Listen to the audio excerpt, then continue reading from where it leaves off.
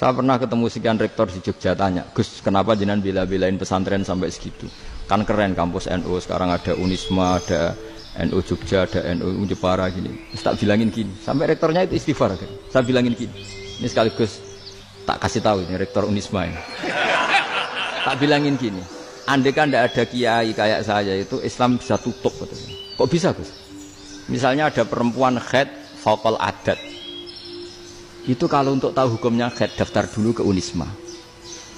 Daftar dulu kan? Setelah daftar nunggu pelajaran haid.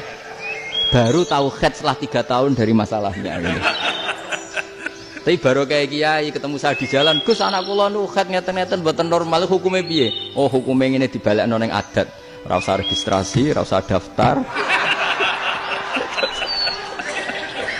Jadi ya harus ada istighfarnya lah. Unisma juga harus istighfar, semuanya harus istighfar. Karena ada sisi yang nggak mewakili kebutuhan Islam. Tapi saya sebagai kiai juga istighfar. Karena fakta hukum mengatakan yang boleh jadi KUA yang jabat, yang boleh kemenak yang punya gelar. Dan ini yang mengawal Islam secara undang-undang karena mereka yang bikin. Nah karena kiai tidak punya gelar tidak bisa jabat di situ. Saya juga istighfar. Jadi tidak sampai untuk istighfar. Karena yang kebutuhan ini terwakili yang punya gelar. Tapi yang punya gelar juga harus istighfar tadi. Mosok kepen roh hukum haid dengan tni kuliah se. Ngentek itu aja nanti nunggu guru yang pas mata pelajaran itu. Ya, terus kapan dia ini sholatnya? Jawabannya belum ketemu. Tapi baru kayak saya kan ketemu di jalan tanya. Gus saya sering ketemu. Gus saya ini bapak angkat. Mau nikahkan putri saya itu gimana itu? Kalau cerita wali sebenarnya anak saya sok. Kalau nggak cerita nggak sah karena saya bapak angkat. Itu banyak. Hanya tak akali ya sudah wali yang sebenarnya taukil pada hakim tanpa diketahui tapi hakikatnya itu taukil hakim. Itu kan tidak gampang. Dan tapi kalau tanyanya di kampus registrasi dulu, daftar dulu, baru tahun berapa ada pelajaran itu? Iya kan? Semester 5 ya? Oh, itu kan. Jadi jangan kira terus sistem Unisma itu yang terbaik di dunia, tidak juga kan? Tidak juga. Dan sistem-sistem yang lain maksudnya ada aja. Tapi sistem kiai loh, Bamun juga sering pesen saya, kowe kudu seneng pegawai negeri ya. Piye sing jaga agama pegawai negeri. Kemarin pas acara 7 harinya Gus Robasa matur itu di depan para kiai. Setelah saya jadi kiai ya itu nyata. Islam di Papua, di NTT yang bawa siapa? Dokter negeri, ya kan? KUA negeri. Barokahnya mereka negeri dijamin negara kan? Barokahnya Muslim berkebutuhan Islam. Akhirnya bikin musola di situ, bikin masjid. Bahkan di Korea Utara itu ada masjid bawaan duta besar. Karena banyak duta besar Muslim berkebutuhan negeri. Yang bisa gini itu yang negeri apa yang swasta? Negeri lah. Di sini kiai tidak mewakili semua kebutuhan apa? Islam. Tapi kampus juga enggak, kampus Islam sekalipun tidak memenuhi semua kebutuhan Islam tadi. Masa orang tanya kan nunggu semester berapa tadi? Semester 5 masih daftar dulu. Nunggu pelajaran itu.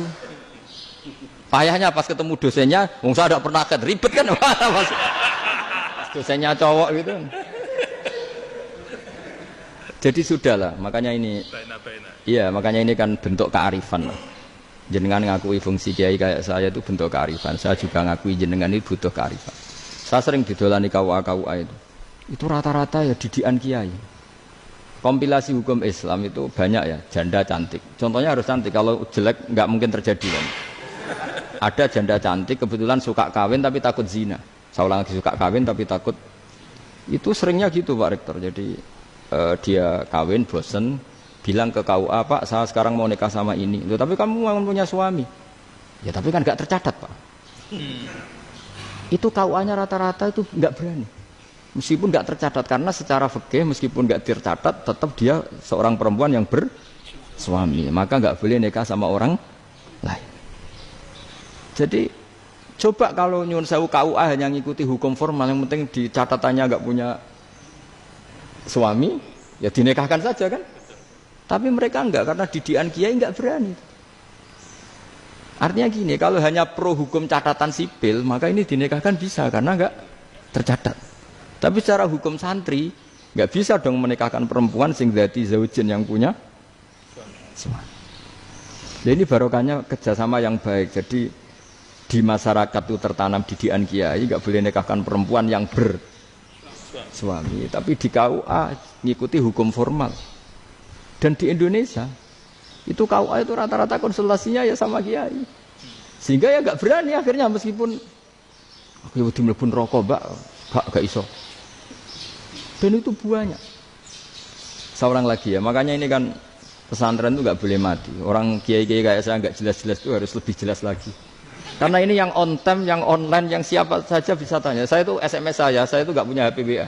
HP jadul itu SMS-nya tiap hari tak berapa. Orang yang tanya dari Kalimantan, dari Aceh. Gus di kampung saya ada masjid 2 itu yang sah mana? Ada yang dari orang perkotaan Gus di perumahan baru ada masjid, yang Jumatan baru orang 12 sah enggak? Ya langsung saya jawab sah. Dalilnya ini. Ya sudah. Nah, tapi kata Imam Syafi'i gini harus orang 40 itu madzhab Syafi'i, dalam madzhab yang lain gini-gini. Itu kalau tanya rektor itu kan ribet. Masuk ajudan dulu, asisten dulu, panjang.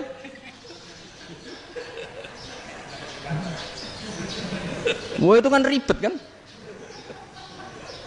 Manggil dosen dekan VAI dipanggil, dekan VAI nggak mau langsung jawab, cari dosen yang nekuni itu. Usul fikih saya nekuni itu baru seminar, nunggu dulu mbak ini orangnya baru. Panjang kan. Bisa tutup Islam kalau kesuwen. Coba kalau tanya kiai kan enggak ketemu di jalan. Dulu Mbah Zubair kata Mbah Mun. Saya termasuk santri yang diapresiasi Mbah Mun. Dhisik Mbah Zubair ya ngono, anak nong takok pesuwan gak oleh. Gak takok ning kene.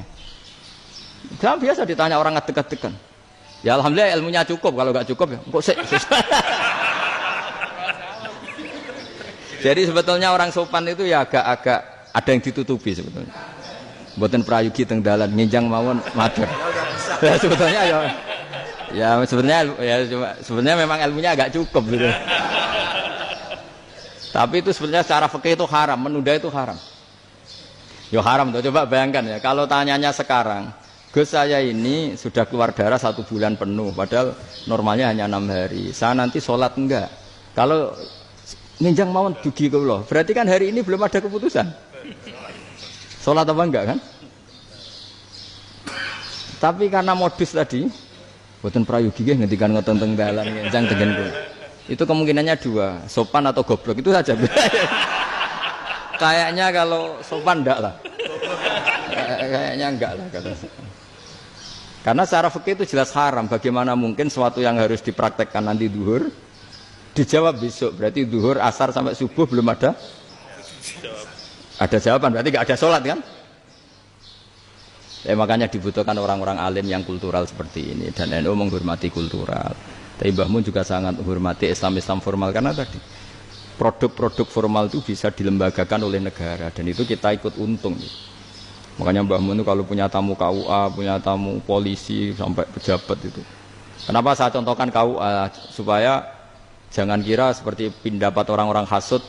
Wah, mesti aja disolani presiden senang, menteri senang. Enggak juga. Sebenarnya semua kiai itu mulai KUA sampai polisi, polsek, polres itu senang semua. Karena sama-sama diajak mengawal bangsa ini, diajak mengayomi semua masyarakat. Tapi kadang-kadang masyarakat ngeritiknya, jenenge kiai disolani menteri ya senang presiden. Berarti yang sowan kiai itu ya mulai KUA, Kapolsek, kepala desa, RT, Mudin.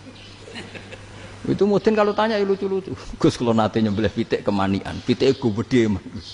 Akhirnya gus ngerti nak kemanian langsung tak sebelah benda. Terusannya gue satu ribet. Ya tak jawab. Lah pitik pasti gue cek urip orang. Terus urip Gus. Wes sah cara madzhab Malik kerja urip.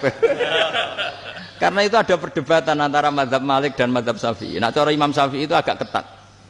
Hewan yang punya kehidupan sudah mutharibah, misalnya ayam jago, contohnya harus jago, karena kalau ayam kecil diikhlaskan haram. Jadi yang cilik wae kan gitu. Fikih itu ya, fikihnya orang Indonesia itu pecundang. Kalau ayam kecil enggak ditanyakan, mate ra wis. Kalau jago. Jago ditabrak truk kejet-kejet.